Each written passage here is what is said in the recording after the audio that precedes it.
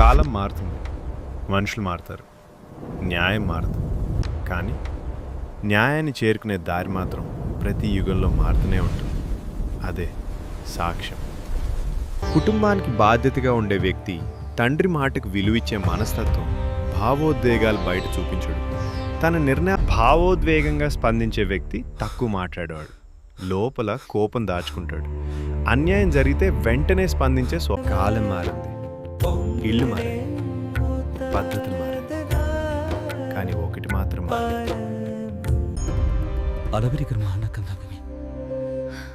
ఎప్పుడు రేపంటావు అన్నయ్య. నాన్న బతికినప్పుడు కూడా నా వాటా గురించి మాట్లాడలేదు. ఇప్పుడు నాన్న లేరు, అయినా నా వాటా ఇప్పటికీ నీ చేతిలోనే ఉంది. తమ్ముడా, కోపంతో కాదు, బాధ్యతతో ఆలోచించు. ఈ ఆస్తి మన ఇద్దరిది, కానీ ఈ ఇల్లు అమ్మే మాట మళ్ళీ ఎత్తకు తీసుకురావద్దు. ఇల్లు అమ్మకపోతే నాకు జీవితం ఎలా ముందుకెళ్తుంది?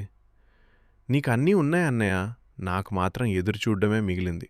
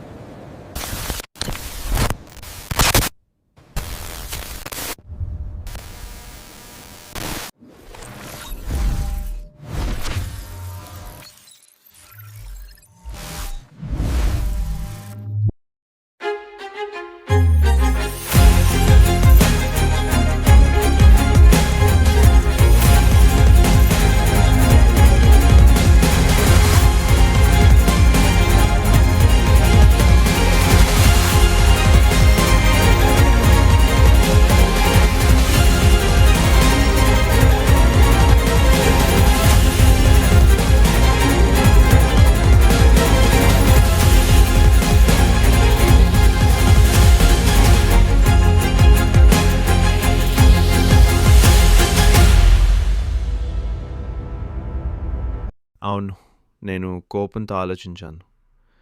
ఆస్తి విషయంలో అన్నయ్య మాటలు నా మనసు కాల్చేశాయి. ఆ కోపంలోనే కత్తి తీసుకుని అన్నయ్య ఇంటికెళ్ళాను. కానీ నేను అక్కడ చేరేసేసరికి అన్నయ్య అప్పటికే చనిపోయాడు. నేను చంపలేదు సార్. చంపాలనుకున్న పాపం నాదే, కానీ చంపిన నేరం నాది కాదు.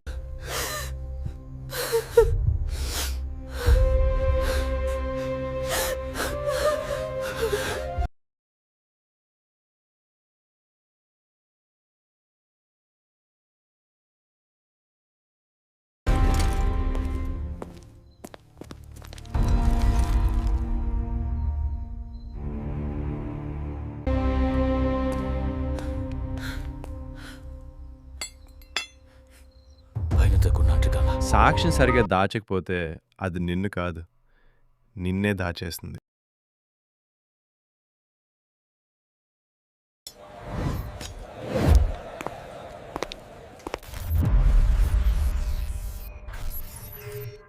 అవును, అన్నయ్యని చంపింది నేనే. ఎందుకంటే ఆ రోజు నేను ఓడిపోయాను కాదు, ఆ రోజు నేను కనిపించకుండా పోయాను. ఆస్తి విషయంలో తమ్ముడు గొడవ పడ్డాడు, అది అందరికీ కనిపించింది. కానీ నా బాధ ఎవరికీ కనిపించలేదు. నా కూతురు పెళ్లి కోసం నేను అడిగింది దయ కాదు, రక్త సంబంధం. అన్నయ్య న్యాయం మాట్లాడాడు, కానీ ఆ న్యాయం నన్ను గోడల మధ్య నెట్టేసింది. ఆ రోజు తమ్ముడు కోపంతో కత్తి పట్టుకుని వచ్చాడు, అందుకే అందరి చూదు అతని మీదే పడుతుందని. ఉప్పు అతని మీదే పడుతుందని నాకు తెలుసు.